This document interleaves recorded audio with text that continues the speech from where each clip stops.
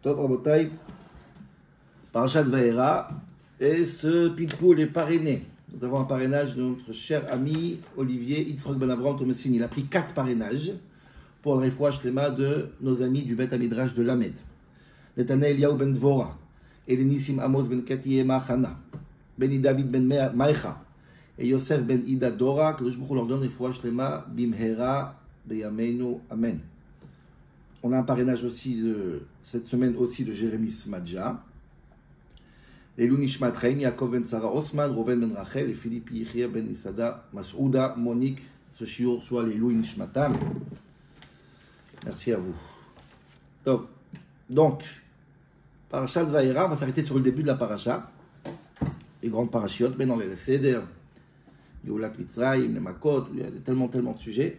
Moi, je vais m'arrêter sur le début. On est dans le début de la paracha, dans cette deuxième tentative, Kadosh Baruch Hu, après que le Sné, entre guillemets, a échoué, puisque ça n'a pas marché avec Paro, etc. Donc, ça recommence. Et Dieu va dire à Moshe Rabbeinu de y aller, de parler au peuple juif, et à Paro, etc. Et dans les mots qu'il lui dit dans la promesse, Perek Vav, Pasuk Vav, on va rencontrer ces fameux psukim très, très importants, qui sont ceux-là. Pasuk Vav. Lached emor libnei Yisrael ani Hashem. Vehotzeti etrem mitachat tzivot Mitzrayim. Veitzalti etrem ma'avodatam. וגאלתי אתכם בזרוע נטויה בשבטים גדולים, ולקחתי אתכם מלעם והייתם לכם אלוהים, וידעתם כי אני השם, והבאתי אתכם אל הארץ שנשאתי את ידי. Donc ça c'est tous les langages qu'on appelle les shonots של גאולה, à savoir והוצאתי, je vous ferai sortir des souffrances, du inouï, והצלתי, je vous sauverai de quoi? De la avdout, de la servitude, וגאלתי, je vous ferai sortir בזרוע נטויה, donc avec une main forte de l'Égypte, ולקחתי, vous recevrez la Torah, vous serez mon peuple, et enfin והבאתי אל הארץ et je vous ramènerai en Eretz Israël. Voilà, quelque part, la promesse du scénario que Dieu a toujours promis, à savoir depuis la sortie d'Égypte jusqu'à arriver en Eretz Israël. Et je vais vous dire quelque chose, c'est très important, parce que c'est sur ça que ça va tenir ce shiur. C'est toujours le même scénario, ça n'a jamais changé depuis Brit Ben Abetarim. Akadosh Baruch Hu, il promet toujours, le début c'est la sortie d'Égypte, pour enfin arriver en fin de compte à quoi? À la Knissa, à rentrer en Eretz Israël. Dieu il a dit à Abraham Avinu, ils sortent d'Égypte avec Birchush Gadol, et bien sûr on revient en Eretz Israël. C'est une grande banalité ce que je dis, mais c'est important parce que plus c'est banal, plus on sera choqué de constater le contraire pour Pessah. Mais je répète, parce que c'est ça qui est important de savoir. On sort de l'Égypte pour arriver en Eretz Israël. Ça c'est le projet, c'est la promesse, partout. C'est normal. Pourquoi c'est important, ce que je dis maintenant, à savoir que la sortie d'Égypte n'est pas suffisante, il faut rentrer en Eretz Israël, et rentrer en Eretz Israël, c'est l'aboutissement de la sortie d'Égypte. À part la promesse que Dieu lui donne, il y a une certaine cohérence. Sortir pour sortir, ça ne veut rien dire. On verra ce qu'ils disent les Rishonim, après le langage magnifique des Rishonim, à quoi sert la promesse d'Eretz Israël, et c'est pas suffisant le fait qu'on sort d'Égypte. Mais je voudrais ramener un Meshech Chochma que je pense qu'on a ramené dans les années précédentes, peut-être. Meshech Chochma, la semaine dernière, Meshech Chochma, on l'a relu, qu'on a étudié par Parashat Shemot, là-bas, Kadosh Baruch Hu, il dit à Moshe Rabbeinu de faire les 3 otot, avec le serpent, avec la Metzora, mais une des choses qu'il dit le Pasuk, la carte mimea Yehor, Shafarta Yabasha, tu dois prendre de l'eau du Yehor, renverser par terre, et dès que tu renverseras par terre, à l'extérieur du Yehor, ça deviendra du sang. Vayu amayim asher tikach min Yehor, vayu ledam bayabeshet. Mais Meshech Chochma, il a ce vort incroyable. Il donne une explication à ces 3 otot. Je pense qu'on a un shiur dessus il y a quelques années. En tout cas, il dit que c'est quoi l'idée de prendre, si tu veux retourner l'eau, le transformer de l'eau en sang, fais-le directement sur le Nil. Pourquoi il faut prendre de l'eau et le renverser, Yabasha, dans ton carrelage pour que ça devienne du sang? Dit le Meshech Chochma là-bas, cette phrase, que Kadosh Baruch Hu veut faire un remez à Moshe Rabbeinu, que Am Israël, ils peuvent très bien avoir des miracles et rester en Égypte et garder leur grandeur. Si déjà il fait les 10 makot à Kadosh Baruch Hu, il peut faire en sorte de détruire l'Égypte et laisser les Juifs en Égypte, prendre le contrôle de l'Égypte et avoir l'âge d'or en Égypte. Kadosh Baruch Hu dit non, tu prends l'eau du Nil, tu le sors du Nil et tu le renverses chez toi à la maison et c'est là que ça prendra de la vie, du sang. Parce qu'un peuple juif n'est pas lui s'il n'est pas Bekour Mar Tzavto, dit le Meshech Chochma, à l'endroit naturel du peuple juif, c'est-à-dire Eretz Israël. Les mots du Meshech Chochma, ראוי לסגולה במקום מחצבתם, מקום אשר אורתם ומסוגל לנשמתם. La neshama du peuple juif, c'est Eretz Israël. Donc j'aurais pu faire des miracles et anéantir l'Égypte et vous laisser en Égypte. Prenez Goshen, c'est magnifique. une très belle banlieue. Non, je veux que tu vas en Israël parce que c'est ça le concept, c'est sortir, mais pas stam sortir, pour recevoir la Torah et l'aboutissement, la cerise sur le gâteau, c'est rentrer en Eretz Israël. Voilà l'évidence qu'avec ça, sur ça que je vais construire ce shiur Emet Hashem. Et sur ça, je voudrais poser une grande question. Et ce shiur, ça sera une question majeure, très importante, fondamentale. Et tout va tourner autour de cette question parce qu'elle va nous permettre de comprendre comment s'appelle le yesod, le homek, la profondeur de tout ce qu'on fait dans les Seder, toute la raison des Tiyat Mitzrayim, toute la raison des Dimakot, toute la raison, tout, Ben Abetarim, tout.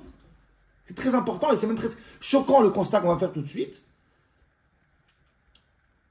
Et ça va être la seule question du shiur, comme je dis. On va tourner autour de ça, peut-être. Parce que si j'ai raison, à savoir que tout le but de Geulat Mitzrayim, on sort d'Égypte, c'est pour rentrer en Israël, parce que le peuple juif, sa place est en Israël, et l'aboutissement de la Géoula, c'est en Israël. Alors j'ouvre la Haggadah de Pessah, le soir où on raconte l'histoire de Tiyat Mitzrayim. J'ouvre la Haggadah, et je vois qu'on ne rappelle même pas l'histoire d'Eretz Israël. Ça n'existe pas. La Haggadah, elle parle de plein de miracles, de tout ce qu'il y a eu en Égypte, Géoulat Mitzrayim, les 10 plaies, la souffrance, tout ce qui s'est passé, on raconte. Et on oublie de raconter l'essentiel de cette soirée, à savoir l'aboutissement. Le fait qu'on va rentrer en Eretz Israël. Et ça, la Haggadah a oublié de parler. C'est une parenthèse, même pas une parenthèse, c'est un oubli qui hurle. On parle de plein de miracles, et pas le dernier miracle, c'est que les Juifs vont rentrer en Israël. Veveti. C'est quand même incroyable.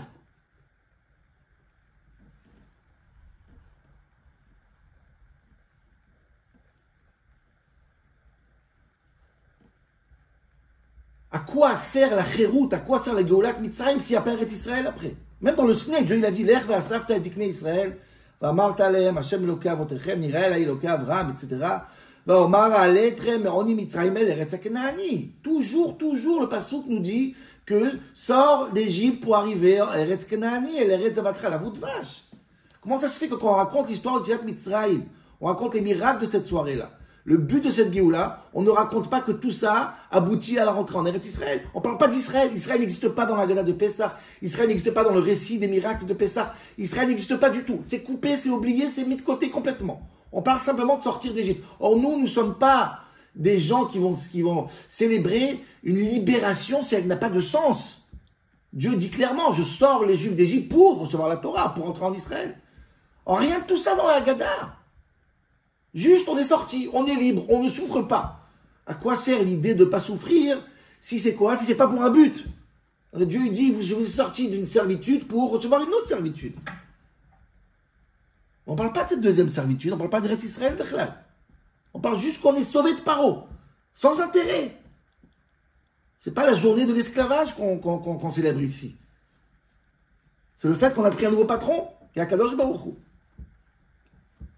Incroyable. Tu cherches dans la Haggadah depuis le premier mot, qu'on donne les mots, on ne parle pas d'Israël, c'est terrible. C'est terrible. Ça crie, ça hurle, seulement qu'il hurle énormément.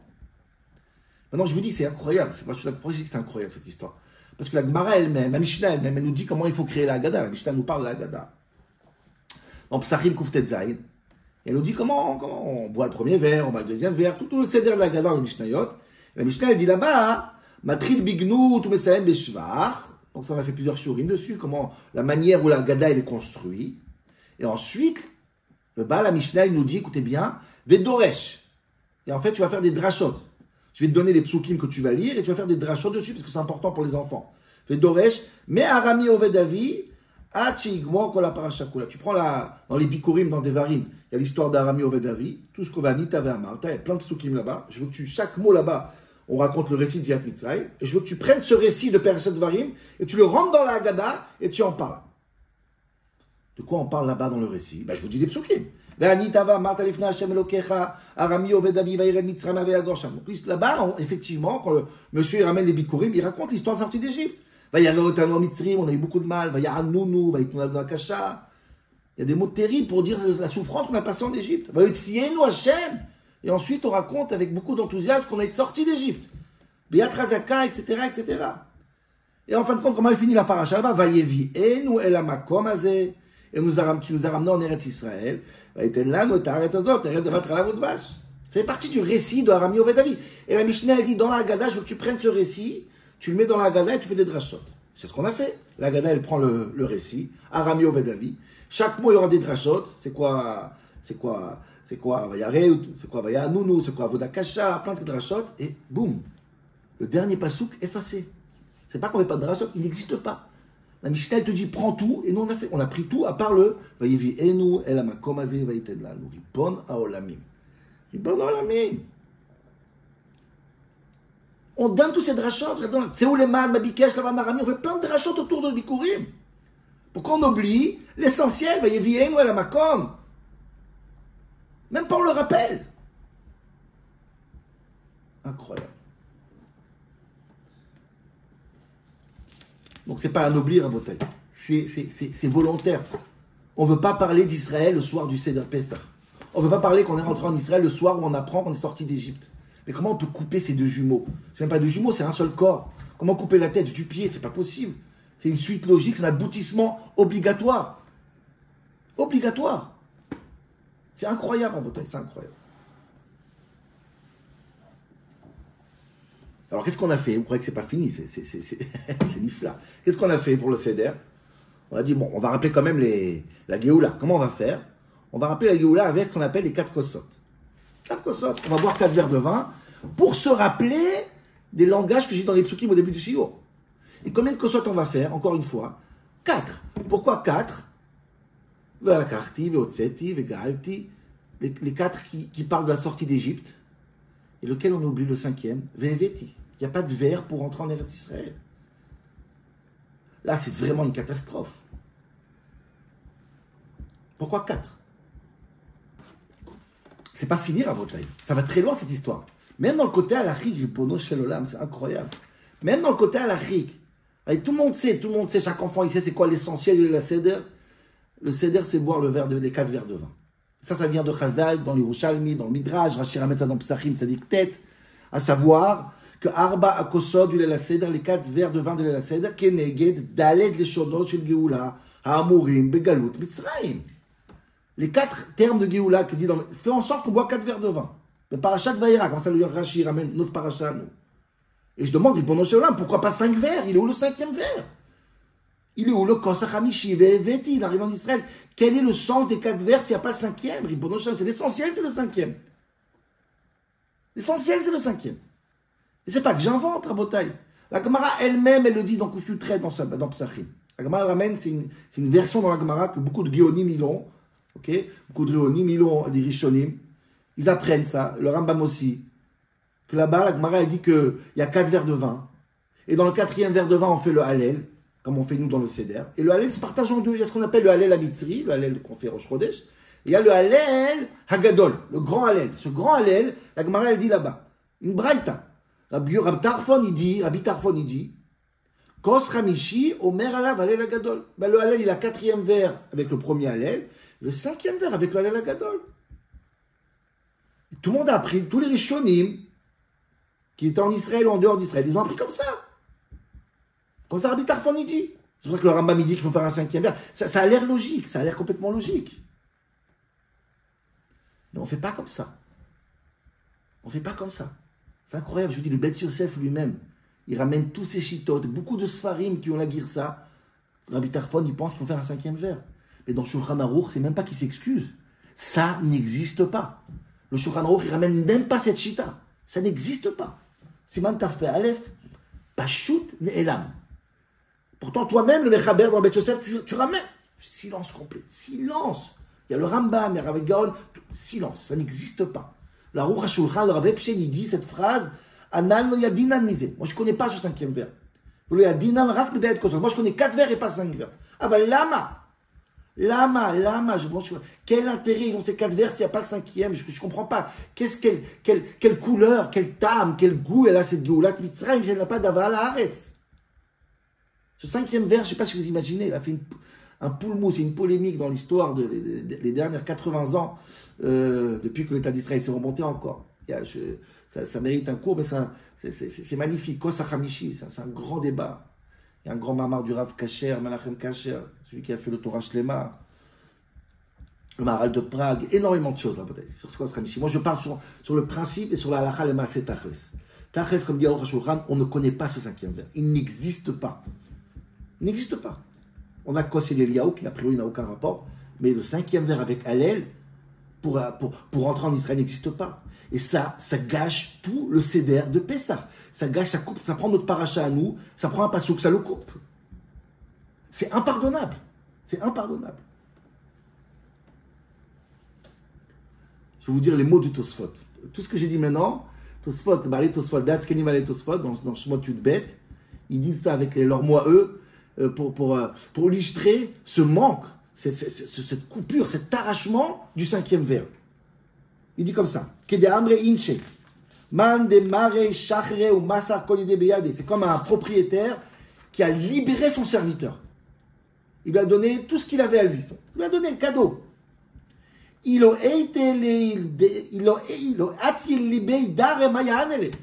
lui donnes pas une bête d'ira, si tu ne lui donnes pas un appartement quand il le libère, alors après c'est ça que tu l'as libéré. Tu l'as rendu SDF. Si tu libères un serviteur, donne un appartement, un logement. Et tu es en train de dire la même chose sur Akadosh Baruch Hu. Il nous a libérés d'Égypte. Est-ce qu'il nous a donné un logement? Si ce n'est pas le logement, je n'ai même pas envie d'être libéré, Bechlal. C'est une souffrance, c'est terrible. C'est une expulsion, ce n'est pas une libération. Et donc forcément, si Akadosh Baruch Hu nous libère, c'est pour le cinquième vers. C'est pour Veheveti. C'est pour ça qu'il y a marqué Doresh Kol Parasha Kula dans la Mishnah. C'est important de ramener tous les picours, tout le Vanita Vamarta d'Arami Ovedavi, y compris Vavienola Aretzatova, Etzavatra la vache. Et qu'est-ce qu'on dit nous, le Seder? On a été sortis d'Égypte. Et l'appart, il n'y a pas d'appart. Le but, il n'y a pas de but. On est sortis. Nous, on est sortis. Et ça gâche complètement le Seder de Tziat Mitzrayim. Ça gâche le Seder. Et c'est incompréhensible. C'est une torture à Botaï. C'est une opération, on enlève le cœur du Tziat Mitzrayim. On enlève le cœur.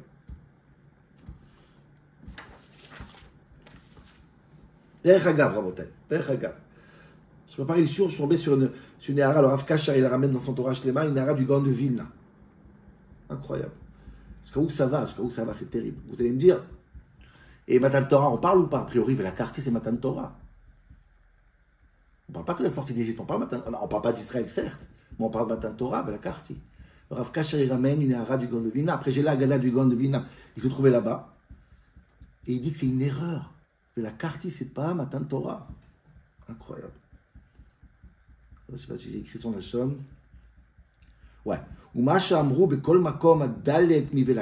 qui pensent que le quatrième vers, c'est la carte, ça veut dire je vous ai pris en tant que peuple, Matan Torah, Taout Sofrim, c'est une erreur.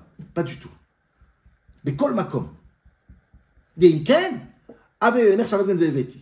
tu me parles de Matan Torah parce que tu es sorti d'Égypte, alors parle-moi aussi de Eretz Israël. Donc forcément, le quatrième, c'est pas Matan Torah. Pourquoi? Parce que Seder de Pessah, on parle ni Matan Torah et ni Eretz Israël. Rien de tout ça. Que Mitzrayim. Ah, comment tu fais les 4 Leshonot? Les 4 Leshonot, c'est pas ça, il dit. C'est Otseti, Veitzalti, et Vegalti, c'est 2. Bizroa Netouya, c'est 1. Shvatim Dolim, c'est 2, ça fait 4. Je mettrai Bezrat Hashem le texte du Gaon de Vilna, du Torah Shlema, sur le groupe WhatsApp pour que vous lisez, mais c'est incroyable. Ça veut dire que le Gaon de Vilna, il dit, effectivement, il faut être cohérent. S'il n'y a pas le cinquième vers, parce qu'on ne parle pas en dehors d'Égypte, parlons pas de Matan Torah aussi, parlons contre l'Égypte. Très bien, tu as arrangé cette cohérence. Mais cette cohérence, quand elle est arrangée, elle fait agrandir la question beaucoup. Donc ça veut dire qu'on ne parle pas du tout de l'extérieur des frontières de l'Égypte. Donc encore une fois, c'est comme les Baït Tosfot, ils disent, donc on sort le serviteur, on lui dit, excusez-moi, dégage et débrouille-toi. Ça c'est Seder Pessah. Sur ça on se réjouit. Pourquoi? Pour être dehors? Pour aller s'amuser dans les champs? Pourquoi on est sorti d'Égypte? C'est le Aleph Bet du Chinour qu'on a parlé aux enfants. Mouza, nifla, je ne comprends pas cette histoire. Avant d'arriver à la réponse que je vais essayer de développer aujourd'hui, je voudrais vous partager un netziv. Un netziv dans un Davar. Incroyable. Très très beau sur ce sujet-là. Ça ne va pas faire nos affaires complètement, parce que ça restera, la question elle restera au fond, mais il y a une nouvelle lecture sur les Leshonot chez le Géoula. Très très beau. Je pense que ce serait bien que vous connaissiez ce Netziv, pour ceux qui ne connaissent pas. On voit ce qu'écrit le Netziv sur les Leshonot chez le Géoula et ce qui se passe dans le Seder. Très très beau. Alors il va ramener 2 questions. J'ai dit avec mes mots à moi. Première question, c'est effectivement pourquoi il n'y a pas un kos pour entrer en Eretz Israël, ce fameux kos Hamishi. C'est le 5e Lachon chez le Géoula, où il a disparu. La deuxième question, c'est la question d'un des Rishonim, le Mordechai, dans Psachim. Il pose la question, je veux bien qu'on... Il y a 4 Lachonot chez le Géoula, 4 ou 5, ça ne change pas, et on va boire du vin pendant le Seder pour illustrer, si tu veux, ces 4 Lachonot. Demande pourquoi pas 4 verres de vin, pourquoi pas 4 assiettes de viande, 4 assiettes de, je sais pas, de pommes de terre, d'oignons. Il a fait 4 pour le vin, pour on a choisi le vin, c'est Nishilat Arishonim. Et le Netzik veut répondre les 2 questions en un coup pour expliquer qu'est-ce qui se passe le Seder, et je trouve ça fabuleux. Et comme ça, il dit, je vais commencer dans ces mots à lui, après je vais expliquer. C'est une évidence, dit le Netzik, qu'un serviteur qui travaille la terre et l'Égypte, les travails les plus bas possibles, on ne peut pas imaginer un homme qui était là-bas en Égypte,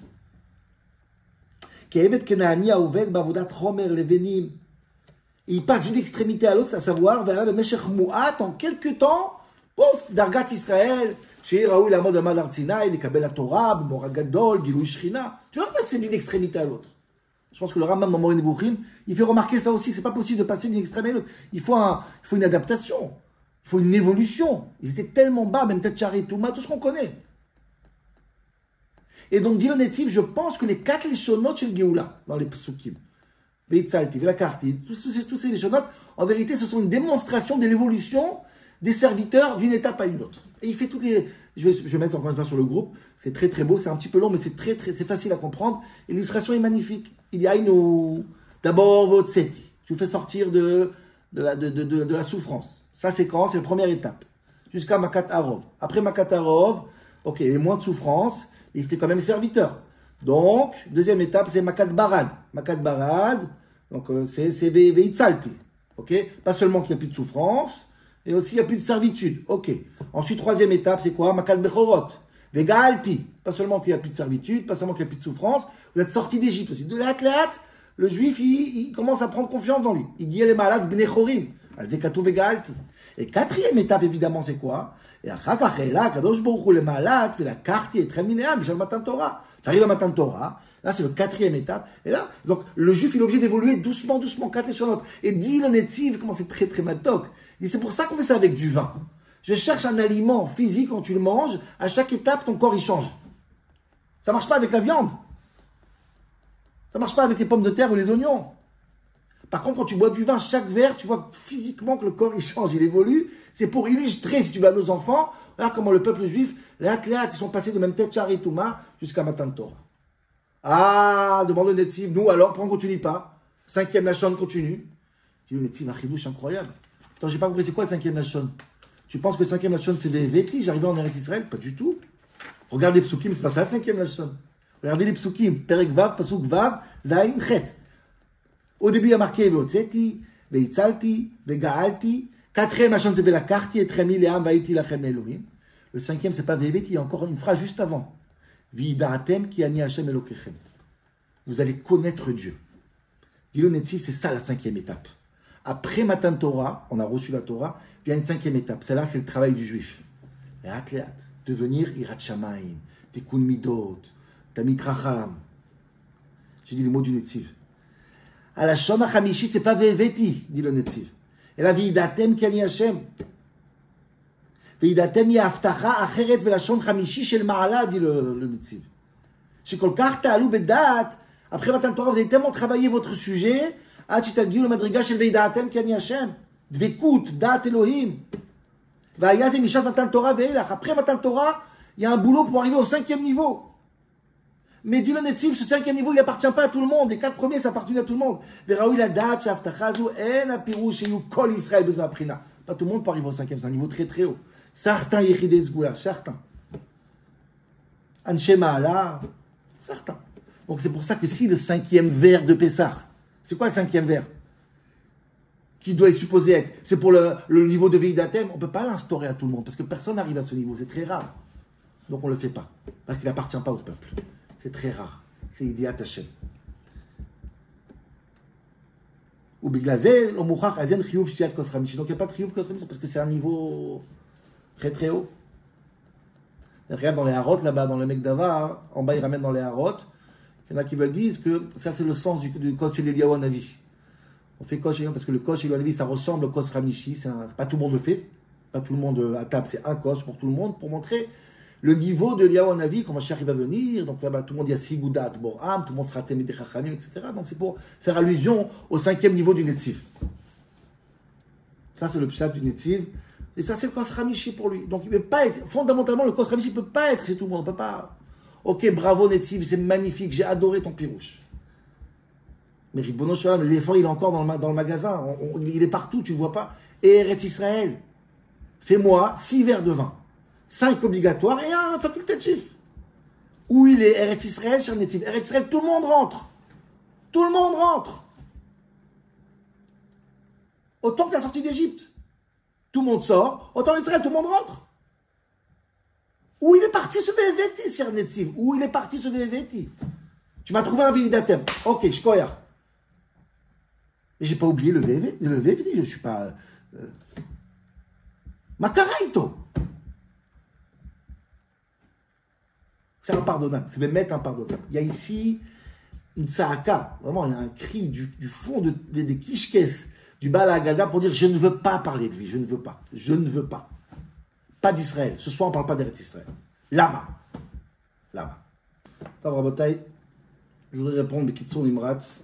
Même c'est un sujet très, très, très important, fondamental même, et qui touche, qui résonne.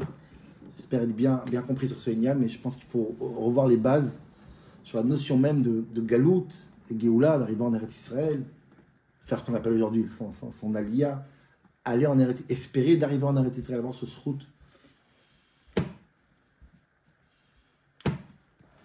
Alors écoutez bien, j'essaie de dire le plus simple possible. Ça mérite plus de temps. Mais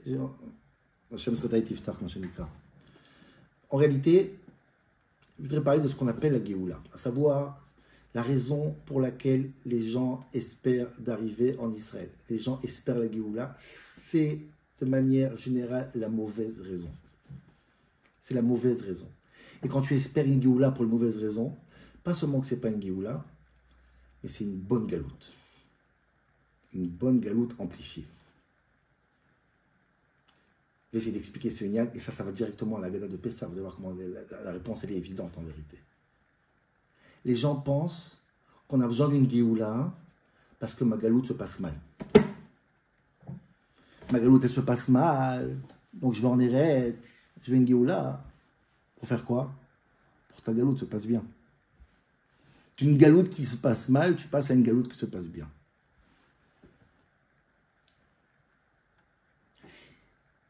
J'ai besoin de réparer ma galoute. Oh, je suis en galoute, c'est une catastrophe ce qui se passe. On m'écrit dans la rue, il y a des antisémitismes, il y a des maladies, il y a un problème de Parnassa. Non, pourquoi je veux ma chia, pourquoi je veux la Géoula? Pour réparer ma galoute. Qui dit une galoute réparée? C'est une galoute réparée, c'est pas une Géoula. Il y avait un politicien français, je ne connais pas, qui a dit ça, qui a ironisé sur le fameux SOS racisme. Il disait que, de la même manière qu'une association SOS Dauphins, c'est fait pour défendre les dauphins. Donc SOS racisme, c'est fait pour défendre les racistes. Moi, j'ai envie de vous dire à Botaï, SOS galoute, une galoute qui se passe mal, et tu as envie de la sauver. Et si Eretz Israël vient pour faire SOS à ta galoute, donc c'est Eretz Israël qui sauve ta galoute. C'est pas une Géoula. Catastrophe. C'est Oved Kochavim, qui Michel Noéloka. Même si tu es en Israël. C'est fondamental, Rabotai. C'est fondamental. Israël n'est pas une solution au problème de la galoute. Si Israël est une solution au problème de la galoute, donc Israël répare la galoute. Elle n'est pas une Géoula. Ceux qui pensent qu'il faut aller en Israël parce que ça se passe mal, Chutz Laaretz. C'est pas du tout la Géoula qui est dans leur tête. C'est leur propre ego et leur volonté que leur vie se passe le mieux possible. Et donc aujourd'hui, le meilleur endroit, c'est là-bas. Et ça, c'est pas sûr parce que ça change. Et donc il y a un vrai problème identitaire. Qu'est-ce que je fais là-bas? Je suis là-bas, on va pas là-bas. Mais c'est une catastrophe. C'est pas du tout la raison pourquoi on va là-bas. Veti la Géoula, c'est une autre raison. C'est pas une solution, c'est pas un réparateur, c'est pas une pilule qui t'aide à supporter la galoute dans des meilleures conditions. La Géoula, c'est machou acher. Le Rambam dit la Géoula, c'est machou acher. La Géoula, c'est un idéal que l'homme il veut arriver à une situation où Mala, Haaretz, De'et Hashem. Un monde où la seule chose qui t'intéresse dans la vie, c'est Dieu. C'est la Torah. C'est vraiment un monde. Le Rambam Midi ne pense pas que Mashiach va venir. Le monde reste exactement le même. N'attends pas les bonbons sur l'arbre et la grand-mère qui est décédée qui va revenir te dire. C'est combien on peut être concentré sur soi-même pour penser que l'espérance des prophètes pendant 3000 ans, c'est d'arriver à une situation que ta petite vie minable sera mieux. C'est pour ça que 3000 ans, on attend la Géoula. Mais combien il faut être Kochavi ou Mazalot à toi-même? La Géoula, c'est espérer arriver à un monde qui est totalement différent de celui de la Galoute. Pourquoi? Parce qu'on a un monde spirituel. Un monde où ça intéresse le Hémet, ça intéresse le spirituel, ça intéresse la Kadosh Baruch Hu. C'est la seule chose qui m'intéresse. Un monde parfait, un Gan Eden. Celui qui est dans une optique que la Géoula, pour lui, c'est pour réparer ses petits problèmes de Galoute, alors c'est catastrophique. Et c'est pour ça, pour moi, Rabotai, que l'El Seder, c'est un soir extraordinaire. Mais on parle, tout le Seder, on parle des souffrances de l'Égypte. On était vers Nounou, à Vodakasha, ils ont fait des enfants, dans le Nil, plein de problèmes, 200 ans de problèmes.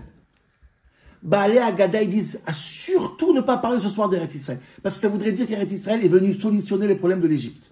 Et c'est pas ça, Eretz Israël. Eretz Israël, c'est pas la terre où il n'y a pas d'Égyptiens qui fait du sale juif. C'est pas ça, Eretz Israël. Eretz Israël, c'est la terre de Dieu. Faut l'espérer, pas pour que là-bas, il n'y aura pas de gens qui vont te frapper avec le bâton. C'est tellement important de comprendre cette notion. Aujourd'hui, comme il y a 2000 ans, comme Bezrat Hashem, quand tout le monde va monter en Eretz Israël. Le Biat Mashiach Tzidkenu, l'idée, c'est quoi? C'est ça l'espérance. C'est tellement tordu, excusez-moi du terme, de penser qu'Eretz Israël, c'est une solution à un problème. Alors, est-ce que ça solutionne? Peut-être. À un moment donné, ça peut être une ville de refuge. Les bienfaits d'Eretz Israël sont peut-être... Mais c'est pas ça qu'on espère. C'est parce que 3000 ans, on n'espère pas ça.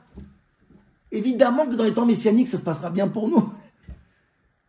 Mais c'est pas la raison de Veveti. Veveti, c'est pas pour arranger les 4 léchonot premiers. J'ai bobo en Égypte, j'ai mal aux pieds en Égypte, j'ai mal à la tête en Égypte, donc je vais Veveti. Donc je peux pas parler de Veveti dans le Seder, je peux pas parler de Veveti. Dans le Seder, tu arranges tes problèmes de galoute. Après que tu arranges tes problèmes de galoute, après que ça se passe bien pour toi, maintenant tu peux commencer à espérer quoi? Pas une vie meilleure, une vie différente. Et tu es tellement concentré sur tes petits problèmes en Égypte que je ne peux pas te parler d'Eretz Israël.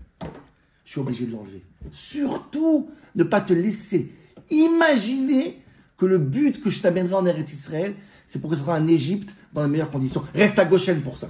Reste à Goshen pour ça. Veti, c'est ma choix. Voilà, Rabotai.